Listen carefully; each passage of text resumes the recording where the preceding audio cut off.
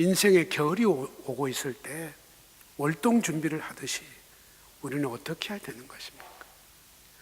예기치 못한 어떤 그 어려운 문제가 부딪혔을 때 우리는 어떻게 해야 됩니까? 여기서 믿음의 사람 바울을 보게 됩니다. 또 한 번 우리는 바울을 통해서 신앙의 인생을 살아가면서 좋은 교훈을 받습니다. 먼저 바울이 탔던 배에 37절에 보면 176명이라고 구체적인 승선 인원까지 명시가 되어 있습니다. 생각해 봤습니다. 이들이 다 어떤 사람들일 건가? 먼저는 선주가 있었죠. 선장도 있었죠. 선원도 있었을 것입니다. 이들은 왜 배를 타고 있습니까? 생업이니까 배를 탔죠. 배를 타면서 먹고 사는 선주는 거의 자기 자신의 인생의 생업입니다. 그래서 때로는 목숨을 걸고 배를 타기도 합니다. 왜냐하면 한 번 운항하면 돈이 얼마가 생긴다. 계산이 있거든요. 운항을 못하면 그만큼 손해를 본다고 생각하니까 어떻게 하든지 배를 운항을 해야 됩니다. 거기다가 목숨을 걸고 올인하죠. 사업하신 분들이 되게 이렇게 하지 않습니까? 그 배 한 척은 이 선주에서는 자신의 분신과도 같은 그런 얼마나 소중한 배였겠습니까? 배를 안 탈 수가 없죠. 선장도 배를 안 탈 수가 없죠. 선원들도 그것이 생업이기 때문에 배를 안 탈 수가 없겠죠. 이 배를 통해서 뭔가 인생의 꿈을 이뤄보고 인생의 욕망을 이뤄보겠다는 생각이 가득했겠죠. 두 번째 보면 상인들이 탔을 거예요. 무역 상인들. 이 나라에서 있는 싼 물건을 사서 비싸게 받을 수 있는 나라로 그 물건을 사서 파는 무역상이죠. 무역상. 이분들도 거의 같을 것입니다. 장사를 잘해서 돈을 많이 모아서 자기 인생의 꿈을 성취해 보고자 하는 마음으로 열심히 배를 타고 항해를 하면서 장사를 합니다. 이런 사람도 있겠죠. 그리고 또 하나는 공무를 수행하는 사람이 있습니다. 군인이죠. 장교도 있고 사병도 있습니다. 그들은 임무를 띠고 배를 탔습니다. 제수를 저 먼 팔레스틴에서 제수를 태우고 로마의 법정까지 호송하는, 제수를 놓쳐서도 안 되고 정확하게 호송을 해야 되는 임무를 띠는 공직자, 공무를 해야 되는 공직자가 있습니다.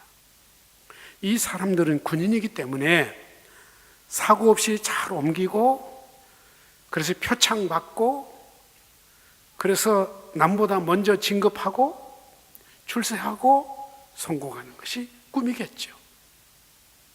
그래서 이 배를 타고 열심히 로마를 향해 가고 있는 것입니다. 그 기대하는 목표는 약간씩 다를지 모르겠지만 추구하는 근본의 인간의 마음은 거의 같았을 것입니다. 그 중에 유일하게 다른 한 사람이 있습니다. 누구입니까? 바울 사도죠. 바울 사도는 배를 타고 싶어서 타는 게 아니고, 계산하고서 배를 탄 게 아니고, 하나님 손에 이끌려서 제수가 되어서 타에 의해서 배를 탑니다. 제수이기 때문에 바울에게는 아무런 희망이 없지요. 우리가 그 당대를 생각해 보면 제수들이 로마로 끌려가면 주로 어떻게 쓰임 받았습니까? 여러 가지 있게 좀 특별히 하시오. 검투사들의 놀이객감으로 쓰여진 적이 참 많고, 사자의 밥이 되는 경우도 놀이개로 사자의 밥이 되는 경우가 종종 있었습니다. 이렇게 될 수도 있다라고 봐주는 제수들입니다. 그 배 타는 사람 가운데 가장 불쌍한 사람, 가장 안 되는 사람, 그 중에 하나가 바울이지 않겠습니까? 근데 한 배를 탔기 때문에 똑같이 풍랑을 만났다 이거예요. 근데 놀라운 것은 그 풍랑 속에 믿음의 사람이 그렇게 돋보입니다. 오늘 말씀을 보세요. 얼마나 큰 태풍입니까?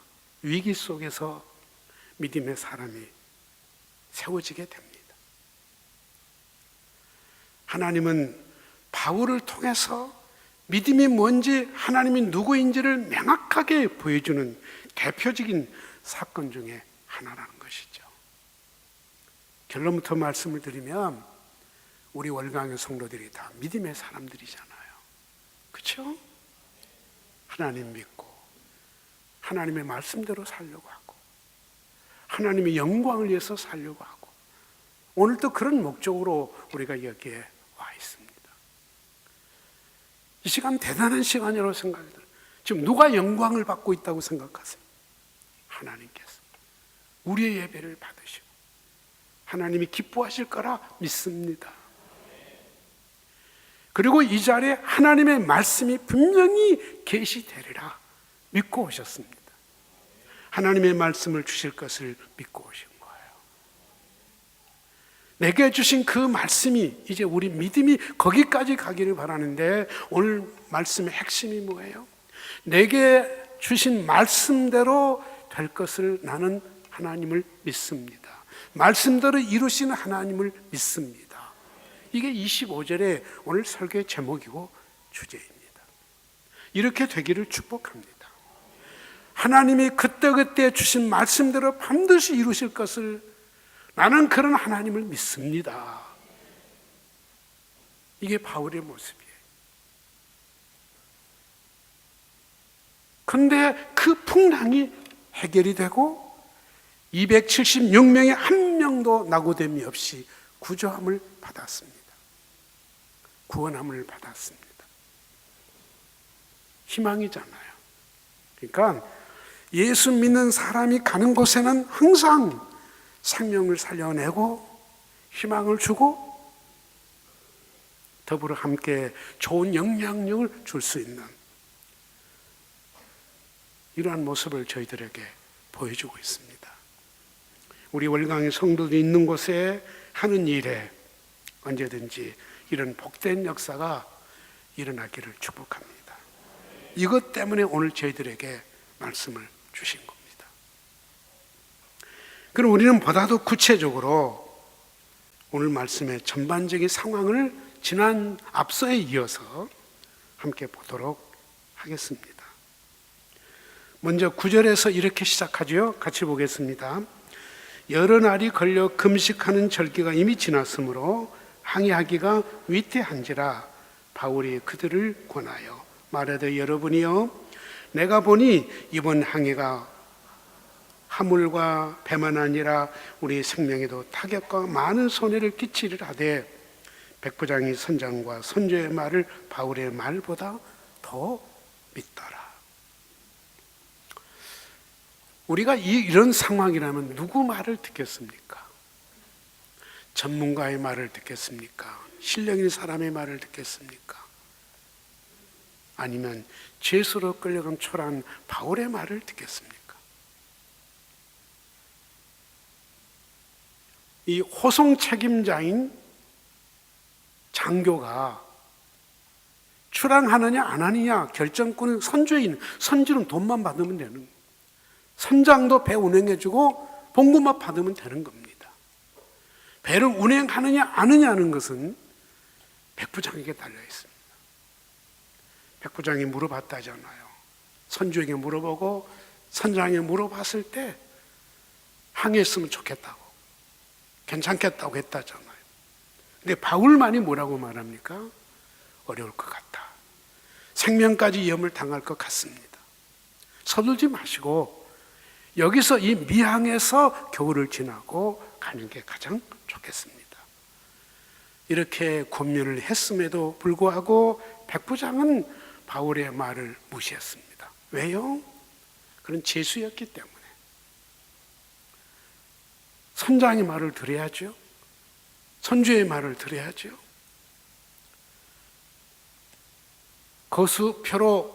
거수로 표기를 했다면 몇 분의 몇입니까? 3분의 1이 3분의 2가 항해해도 좋겠다. 오늘 성경에 나왔죠.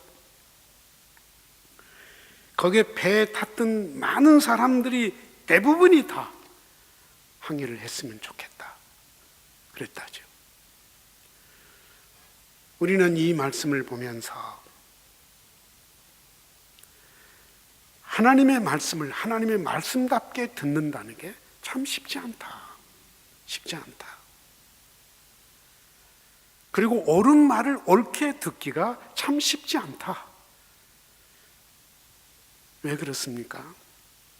인간의 생각이 앞섰을 때 영적인 하나님의 말씀을 바르게 듣는다는 것이 쉽지가 않는 것이죠. 우리 사람은 누구나 다 자신이 듣고 싶어한 말을 듣기를 원합니다. 자신이 하고 싶은 일을 하고자 합니다. 누구나 거의 다 그렇습니다. 그래서 책도 자기가 좋아하는 쪽의 책을 보게 되고 하는 일도 자기가 좋아하는 일을 집중하게 되어 있습니다. 나쁜 것은 아닙니다. 그러나 이런 것들이 지나쳤을 때 균형을 잃어버리게 된다. 이것이죠. 그래서 하나님의 말씀이 필요한 것입니다. 성경에 하나님의 말씀을 다림줄이라고 그랬어요. 저울의 추와 같은 것입니다. 언제나 하나님 말씀이 우리의 중심을 이루게 하고 나아가기를 주님의 이름으로 축복합니다. 이렇게 해서 항해를 시작했는데 13절에 이렇게 시작하고 있습니다. 3절을 보세요. 남풍이 순항에 불매 그들이 뜻을 이룬 줄 알고 닻을 감아 그레데 해변을 끼고 항해를 시작했습니다.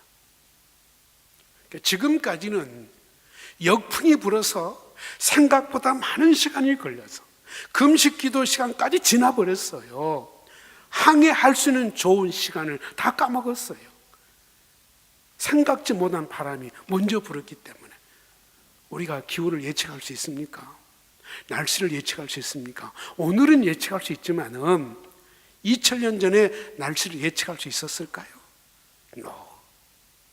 그렇게 과학이 발달되지 않았어요. 그 시대는요, 바다를 무서워해요. 오늘도 바다가 무섭지만은 옛날에는 정말 바다를 무서워했어요. 그러나 먹고 살고 자기들의 꿈을 이루기 위해서 항해를 시작을 한 것입니다. 근데 놀라운 일이 일어났습니다.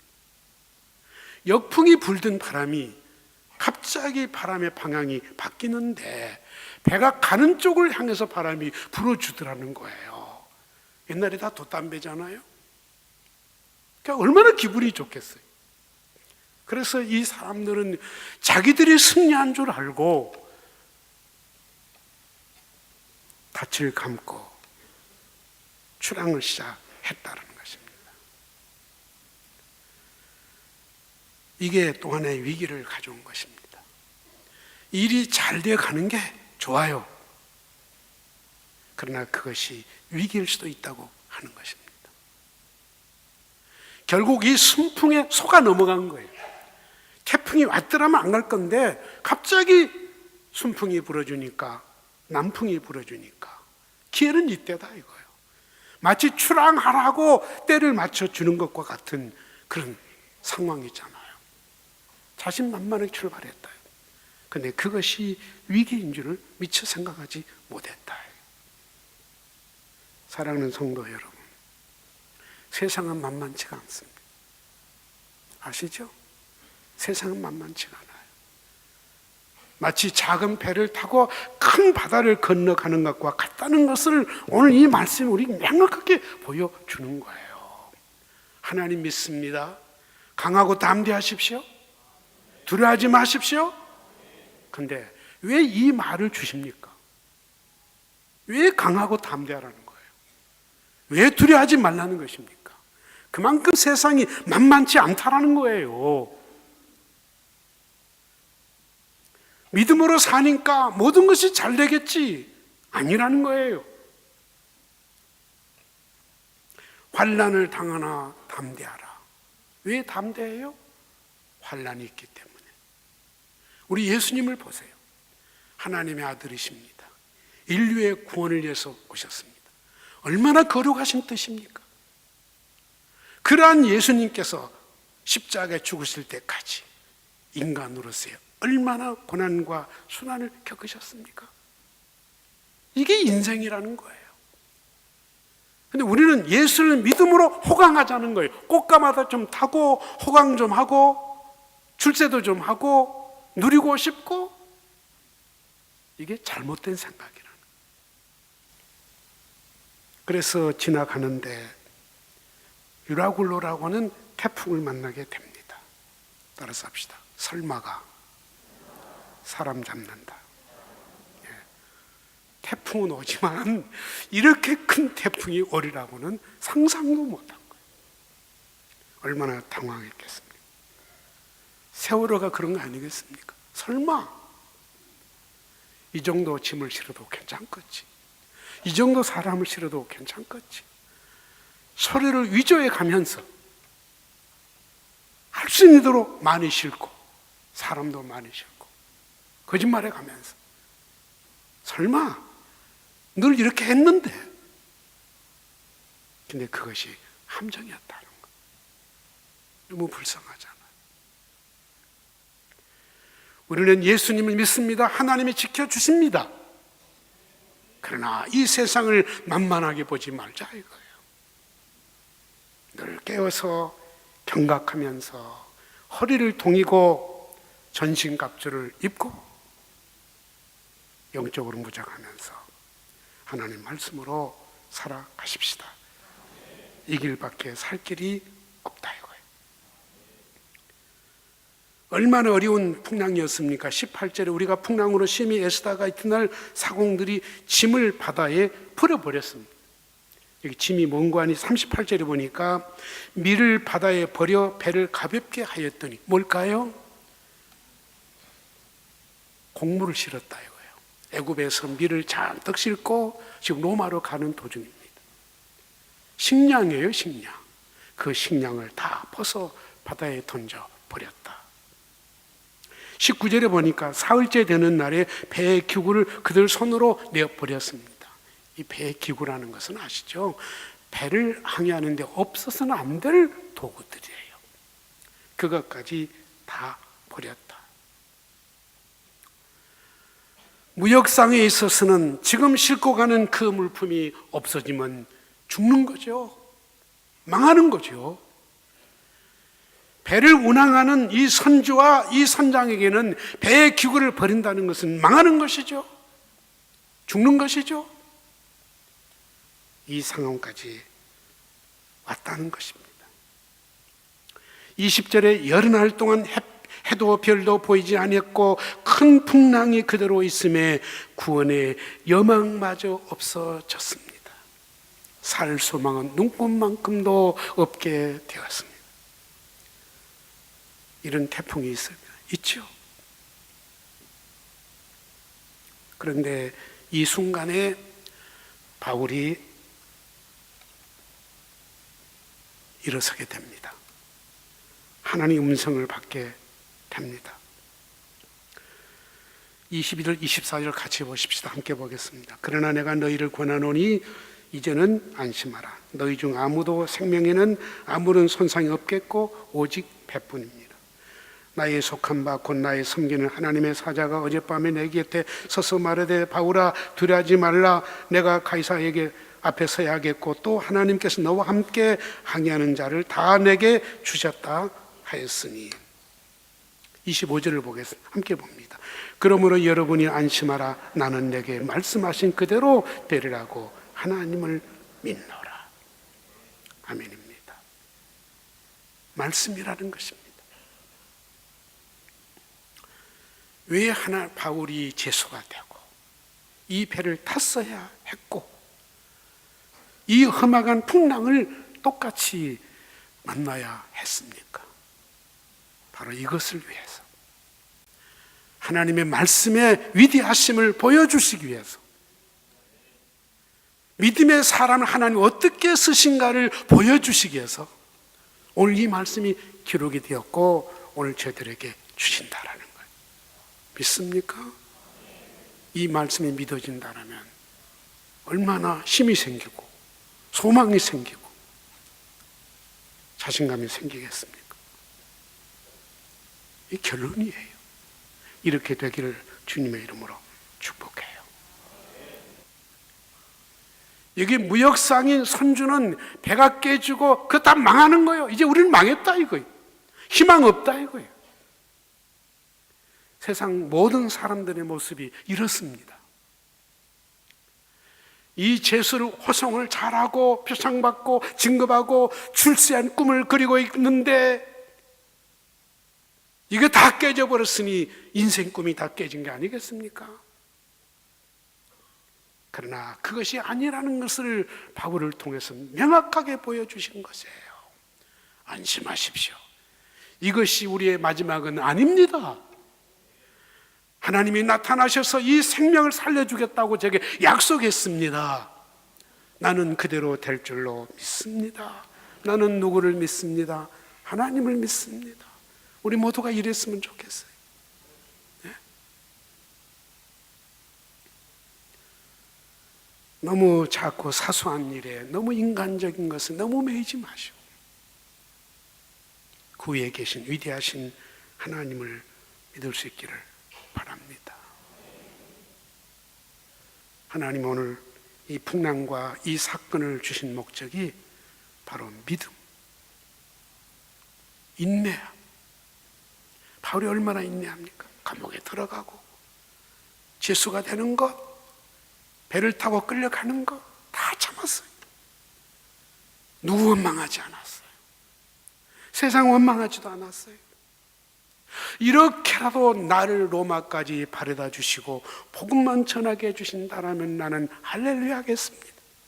하나님의 뜻으로 받아들이겠습니다. 이게 믿음의 자세라는 거예요. 가장 큰 틀은 바울이요, 잘못했기 때문에 풍랑을 만났습니까? 그런 경우도 많이 있지만은 바울은 그렇지 않잖아요. 바울을 로마로 데리고 가는데 한 과정으로 풍랑을 주었는데 그 과정 속에서 믿음의 사람이 어떻게 쓰임을 받는지를 보여주는데 이 사건이 이렇게 구체적으로 상세하게 기록이 되어 있어요. 오늘 우리에게 주시려고 2014년의 연말을 결산하고 새 중요한 새해를 향해 나가는 우리 월강에게 이 시간에 주시려고 저는 이 말씀이 기록되었다고 믿습니다. 믿어요. 그래야 희망이 보이는, 그래야 내일에 대한 기대감이 생기는, 나와 함께 새해를 맞이하고 또 하나님이 할 사람이 누구인가를, 사람을 찾게 되어 있는 거예요. 하나님이 세워주실 거예요. 너무 염려하지 마세요. 염려하면 염려에 빠지게 되는 거예요. 아까 말씀드렸죠. 숫자를 계속 숫자에 빠져버리고 만 거예요. 숫자 속에는 희망 없습니다. 사람들의 여론 분부한 것 물론 좋습니다. 그러면 그 말에 빠져버린 거예요. 거기에는 절대로 희망이 없다 이거예요. 우리의 중심은 하나님이십니다. 그리고 하나님이 말씀하신 것입니다. 미워하면 어떻습니까? 원망하면 어떻습니까? 예수님도 그 미워함, 그 원망함을 다 받으셨습니다. 그러고도 누구를 탓하지 않았습니다. 억울해하지도 않았습니다. 세상은 본래 그런 것이니까. 속여먹고 또 속여먹고 속여먹은 것이니까. 속여먹고 둘러먹고 뺏어먹고. 이게 세상이에요. 그래서 기진맥진하게 만들고 아무것도 못하게 만들어버리고. 이건 믿음이 아니에요. 우리는 이런 상황 속에 빠졌을지라도 내 말을 들었으면 이런 일이 없었겠지만 조금 섭섭해서 말했어. 근데 바울은 바로 말을 바꿨어.